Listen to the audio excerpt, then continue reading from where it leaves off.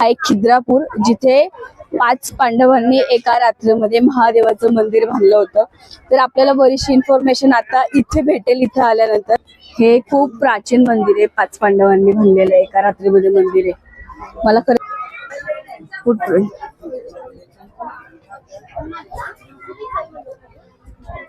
तर हे आहे पूर्ण मंदिर असं, आणि मंदिर खूप जुनं दिसतंय.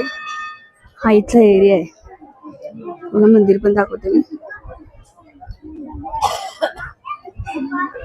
मस्त काम केलं ना, कोरीव काम आहे. 5 लोक कसं बांधू शकतात एका रात्रीत, ते पण शक्यच नाही. आश्चर्य वाटत. चला बघूया. पांडव होते पण तरी पण छान आहे. म्हणजे पूर्ण दगडाचं काम आहे. म्हणजे इथे सिमेंट माती वगैरे काही एवढी दिसत नाही. डायरेक्ट दगडच जे दिसत ते जॉईन वगैरे पण दगडांचीच आहे.